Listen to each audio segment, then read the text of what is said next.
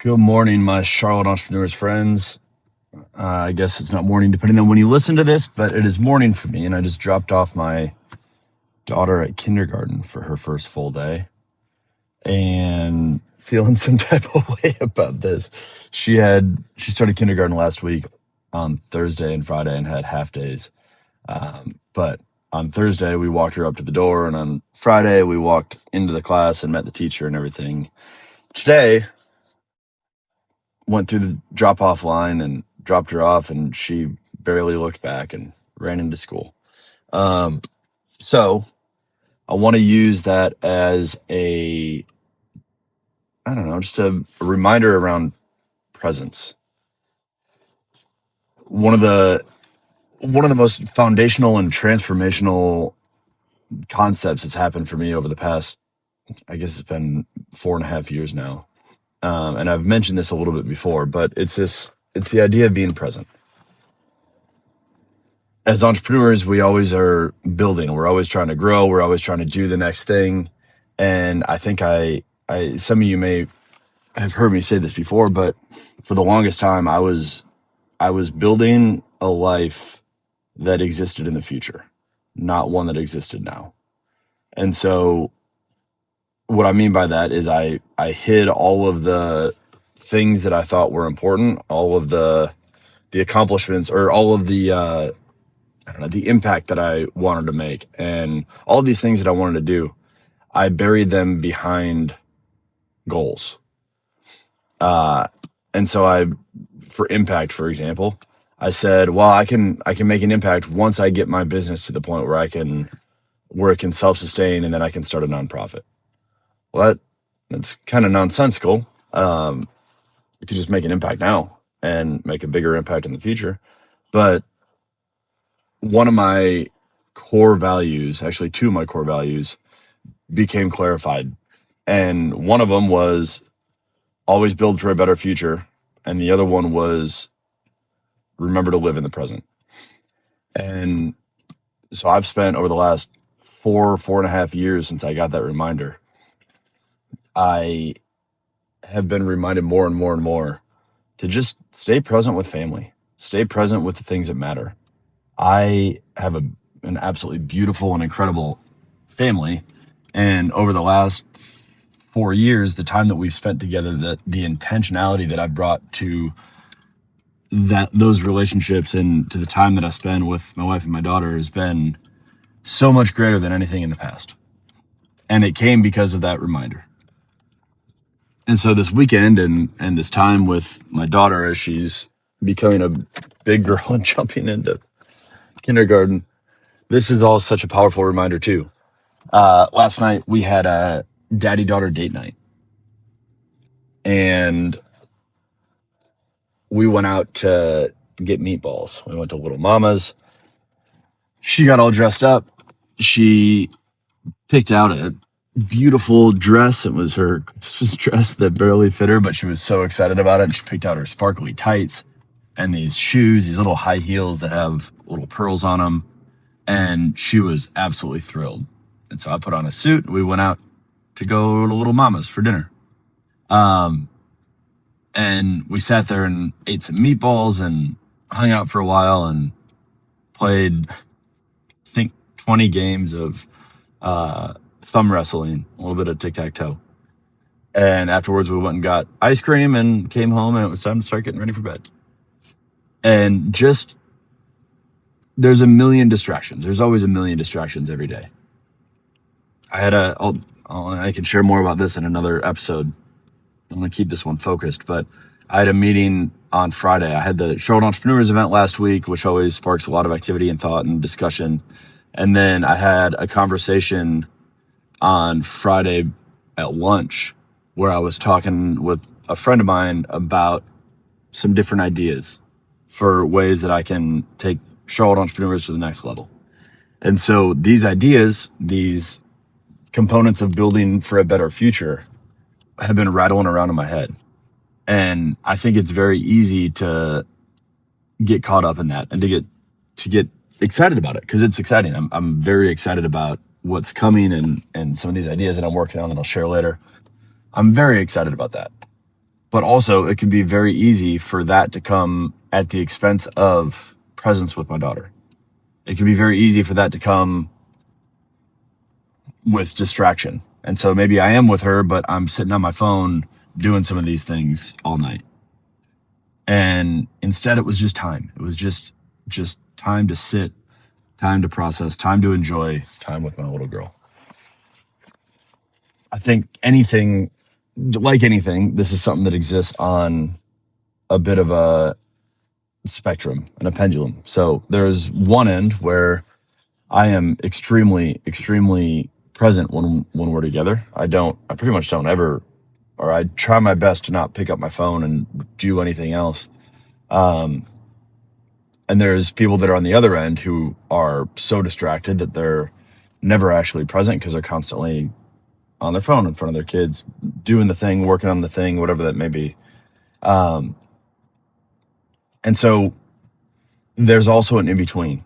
And one of the lessons that I also carried with me when I was thinking about presence, and as I think back to my mom was an incredible entrepreneur, businesswoman, leader, and she ran a Mary Kay business. And so with her, she was a director. She had a whole bunch of people that were a part of her unit and that worked with her. But she also inspired a ton of people. She was a true leader within the organization, within her church, within all of this. And she inspired people regularly, myself included. And one of the things that then stuck out to me is I looked back on our time. I learned a ton by seeing what she did. I learned a ton by as a kid, coming to her meetings. She had a weekly Monday evening meeting. I learned a ton by watching her interact with other people when she would work and when she'd have people at the house. I learned a ton by seeing her work ethic combined with her presence. And that became another important lesson for me, which is I can do all of these things. I can be super present. I can put everything away and focus 100% on my daughter when she's around. But that also can mean, if I do it the wrong way, if I go too far, that can mean that I'm giving up the opportunity for her to see me doing something that I care about, building something that I love and that's impactful. And if I don't share that with her, if I don't let her see that, that has the potential to rob her of the inspiration. I have so much inspiration from seeing what my mom was doing. And it's hard to imagine what this would look like and what my thought process and all of this would look like if I hadn't seen the example that she lived every single day. So I share all this because it's incredibly relevant to me right now. I'm just getting home, just about home. Kindergarten's day one of full day kindergarten is gonna go fast. She's gonna come home tonight. I'm gonna be really excited to hear from her. And also after a busy work day, I'm gonna be trying not to be distracted and think about all the things that I'm working on. So as always, this comes from a place of encouragement because I'm doing it myself and figuring it out myself, as opposed to a place of mastery. But I guess that's the question and the challenge. How can you be a little bit more present? Whether it's with your kids, if you have them, whether it's with your spouse, whether it's with your friends, whether it's with your clients or whoever it may be. How can you be a little bit more present? And I think at the end of the day, the thing that ties all of this together with presence is this idea of not taking anything for granted. As one additional note to wrap all this up, when my mom passed away, I did everything that I could over the last few months. It was the summer before my senior year of college. Over those last probably 6 months, I did everything I could to get up there as much as possible. It was a 3-hour drive from Ames, Iowa, at Iowa State, up to Minnetonka, where my family lived. And so I drive up there a bunch. And so I was intentional about that time. But the rest of college, man, I was a college kid. And I remember a few times, my freshman and sophomore year in particular, where I was excited about my newfound freedom and I didn't go home when I could. And I remember a couple of times distinctly that I got into it with my mom a little bit and I disappointed her because I didn't come see her and I wasn't intentional about presence. And she wasn't sick then and I didn't know the time was going to be short. That's the whole fucking point. I had no idea that time was going to be short. And after she died, I don't know if I'd call it regrets, but I had sadness. I had a lot of thought about, man, I wish I had been more present. I wish I had been more proactive and taken advantage of the time that I had. And it doesn't mean perfection. People still get on your nerves. Things still happen. But it became a level of appreciation for my family and for the people around me. And so when my dad got sick, this was when I was 29 when he got sick again. And we knew that it was getting closer to the end. I did the same thing. I was at this point, I was living in Charlotte and I was traveling for work every week. I was in consulting. And so I would travel home. I'd go back to see him a bunch on the weekends. And we spent a lot of time together. But I was physically present. I wasn't necessarily emotionally present. And so that was another level of I was there, but I was on my phone, sitting on the couch next to him, rolling my eyes at some of his stories that I'd heard a bunch of times. And we had a great time and there were tons of incredible memories made during that time. So I don't say that to take any of that for granted or downplay that. But after he passed, and especially after I saw my wife with her grandma, and before her grandma died, she was very intentional about bringing a camera to the hospital and to the nursing home and asking her all of these questions and just being curious. And I didn't do that with my dad. And so with both of my parents, I felt this regret of sorts around my either physical or emotional presence in some of those decisions I made. And I think a lot of that ties into now how I operate with my family and with presence. And maybe some of it is a scarcity piece of my own fucked up shit that I'm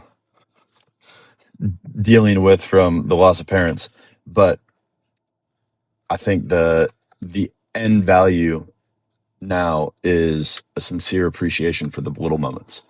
It's for the memories, for walking around the grocery store and seeing all the little things as Adeline says crazy shit and makes faces and does all the little stuff that if I weren't paying attention or if my head was buried in my phone or whatever else, I would miss. So presence is it at the end of the day. How can we all be a little bit more present? We have this one life that we know of that's guaranteed to us that just is this next moment. How can we be more present? How can we make the most out of it and enjoy the time we have with the people that we love, doing the things that we love? So, all right, I've been sitting in my driveway for a couple of minutes. I'm going to wrap this thing up. As always, if this lands, if there's something that's meaningful to you with this, shoot me a message. Reach out on Instagram, shoot me an email, whatever way you can get a hold of me. Shoot me a message. I'd love to hear about it. And I will talk to you guys soon.